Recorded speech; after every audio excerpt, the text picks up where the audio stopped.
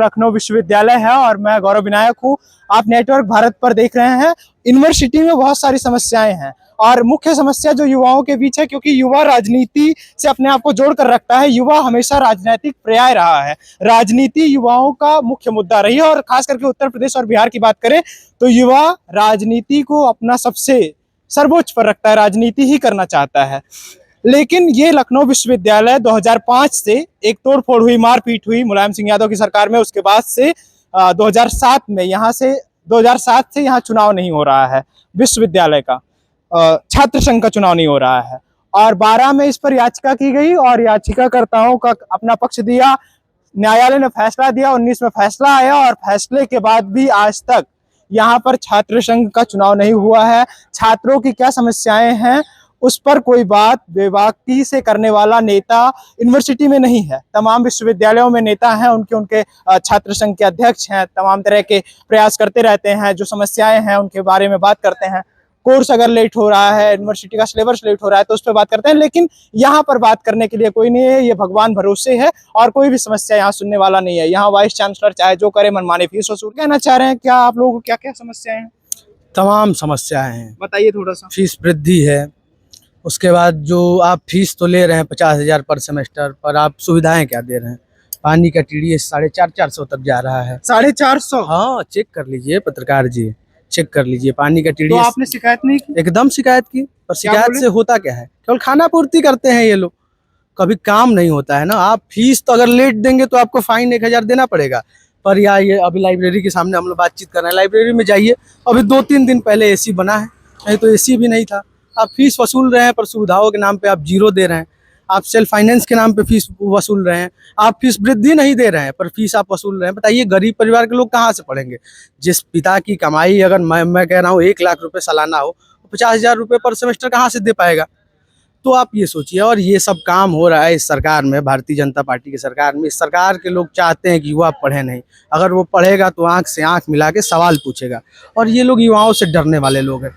जो जंतर मंतर में हुआ, आप सोचिए, लाठी में कील डाल के मारा जा रहा है, महिलाओं के साथ अभद्रता हो रहा है। सोचिए, सरकार के लोग सोए थे। कोई आप कहना चाह रहे हैं असंवेदनशील है सरकार? एकदम है, मैं कहना नहीं चाह रहा हूँ, मैं क्या सब कहना चाह रहे हैं, एकदम असंवेदनशील है।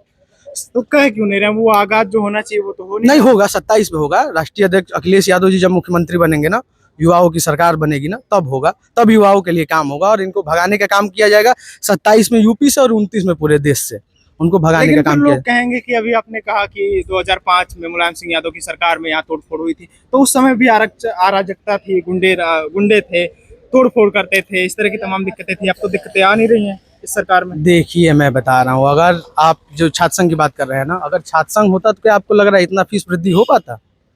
जो मनमानी फीस वसूला जा रहा है छात्रों से, ये हो पाता है? अरे छात्रों को तो विकलांग बनाने का काम किया गया है छात्र संघ बंद करके। और छात्र संघ तो राजनीति की नर्सरी थी, इसको बंद कर दिया गया है। बताइए, DU में नहीं होता है, JNU में नहीं होता है, हर विश्वविद्यालय में होता है छात्र संघ। और जरूरी है, और जरूरी है छात्र संघ, बहुत जरूरी है।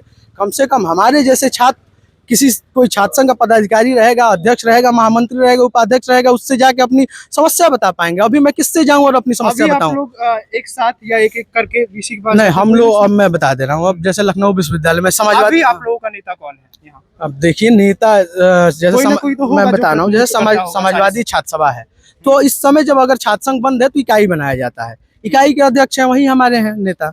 अच्छा। तो उन्हीं से आदमी समस्या, मैं भी उपाध्यक्ष हूँ, तो हम लोग उन्हीं से समस्या बताते हैं और सॉल्व भी कराते हैं। पर अगर छात्र संघ होता तो ज्यादा बेहतर होता, मेरा ये मानना है। छात्र संघ होना चाहिए एकदम निश्चित। UGC पे क्या प्रतिक्रिया है?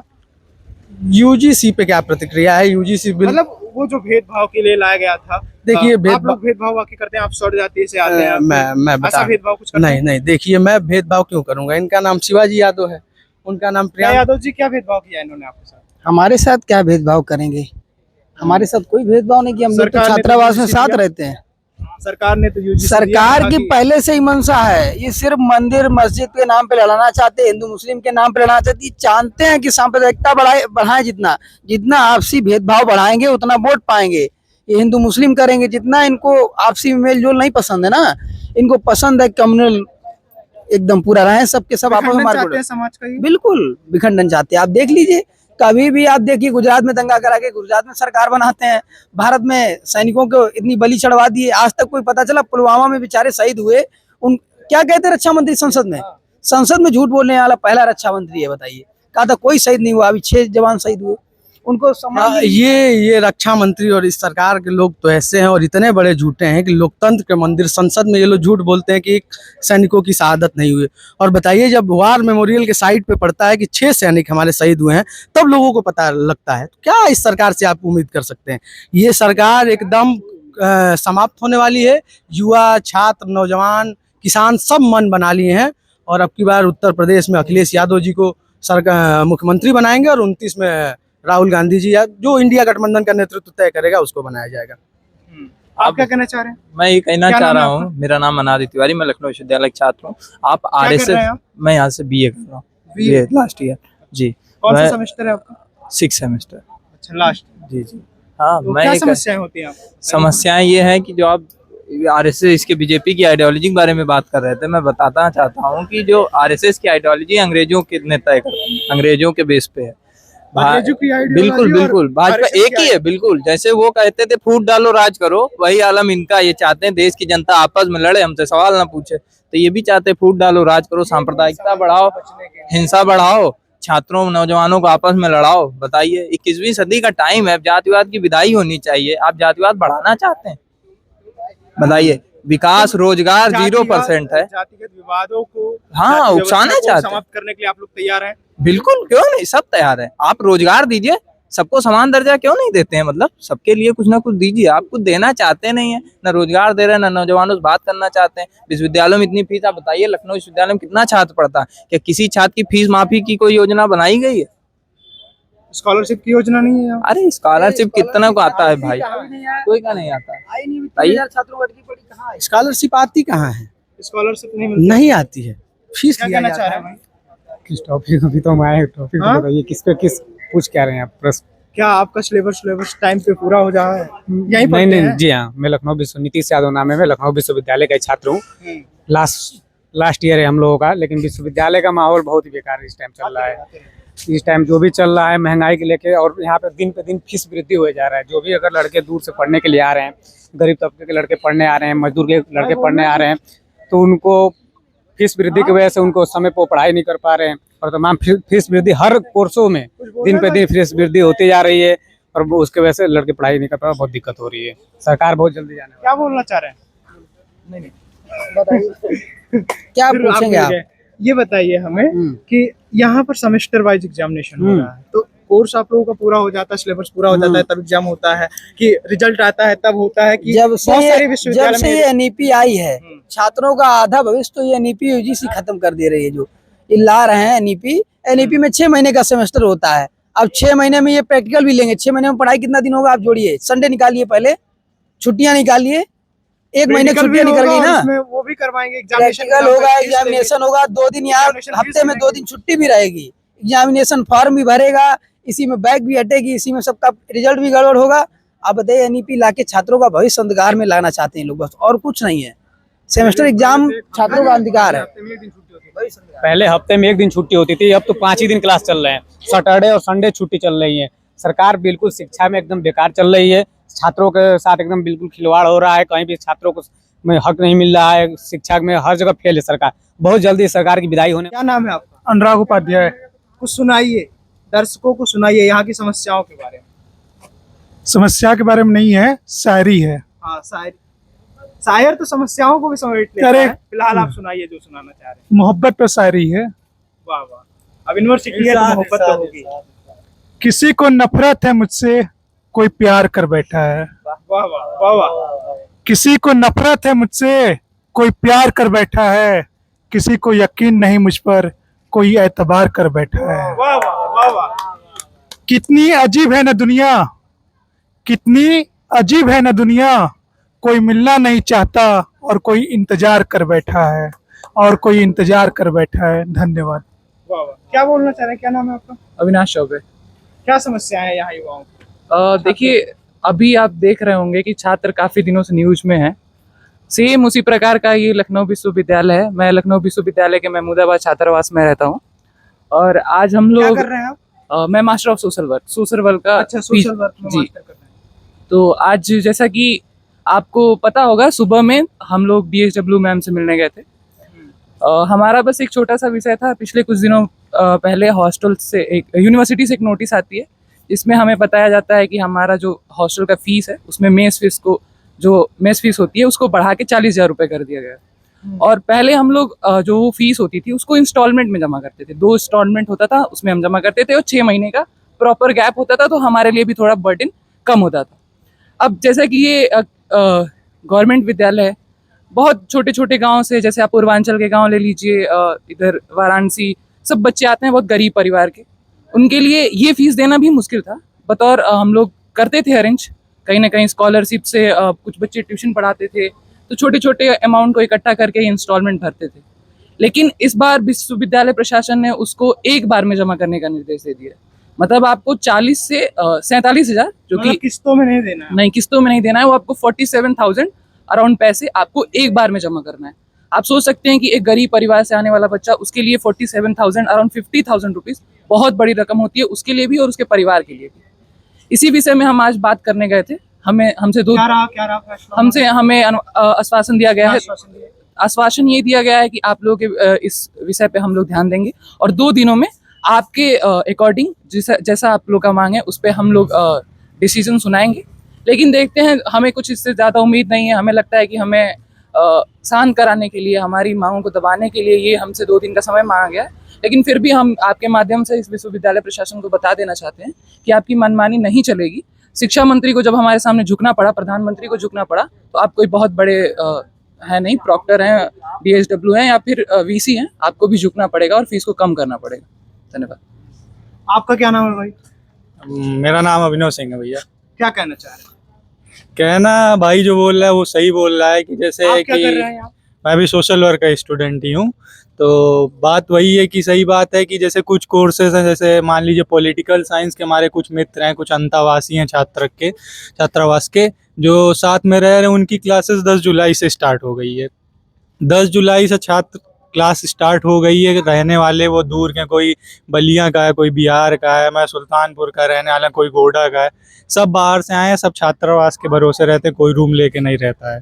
तो अभी तक आज 10 अगस्त हो गया है, अभी तक छात्रावास का कोई वो नहीं दिख रहा है कि हमको अलॉटमेंट कब होगा, कब प्रक्रिया पूरी होगी, कैसे क्या होगा। उसके बाद हमें ये भी नहीं पता था कि हमारी फीस को बढ़ा दिया गया था। वो तो ग्रेजुएशन के कुछ बच्चे हैं जिनका अभी अलॉटमेंट स्टार्ट हुआ है, तो उन्होंने बताया कि भैया मतलब कोई नोटिस जारी नहीं कोई नोटिस नहीं आई है, कुछ नहीं हुआ है, बस वो हॉस्टल में एक पोस्टर चिपका दिया गया ऑफिशियल रूप से। अब जो ऑफलाइन हॉस्टल विजिट करेगा उसको तो पता चलेगा। अब जो गोडा में बैठा है, बलिया में बैठा है या जो बिहार में बैठा है, उसको तो यहाँ ऑफलाइन में क्या चल रहा है उसको तो नहीं पता रहेगा।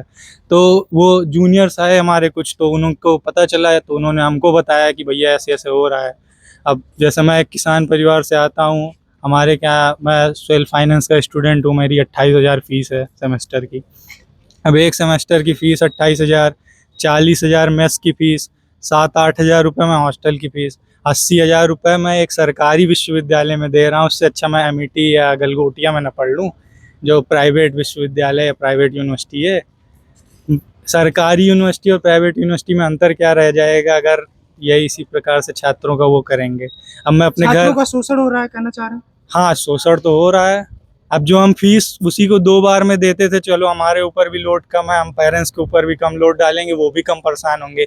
हम जैसे फीस पहले हम लोग की थी 37,000 रुपये, एक बार हम 21,000 रुपये देते थे, दूसरा 6 महीने बाद 16,000 रुपये देते थे। तो वो हमारे लिए ठीक था कि पेरेंट्स के ऊपर भी प्रेशर नहीं पड़ता था, हमारे ऊपर भी नहीं पड़ता था। अब एक साथ एक तो फीस बढ़ा दी है, उसको 40,000 कर दी। 40,000 में भी उसमें स्पष्टीकरण नहीं कर रहे हैं कि वो जो 3,000 रुपये बढ़ाएं वो किस चीज़ का बढ़ाएं। 1,000 का स्पष्टीकरण का नोटिस निकाल दिए हैं कि वो आपके कॉशन मनी में इकट्ठा जुड़ जाएगा। 2,000 पहले कॉशन मनी लिया जाता था, तो आपको ऐसी क्या ज़रूरत पड़ गई कि 1,000 को कॉशन मनी और है।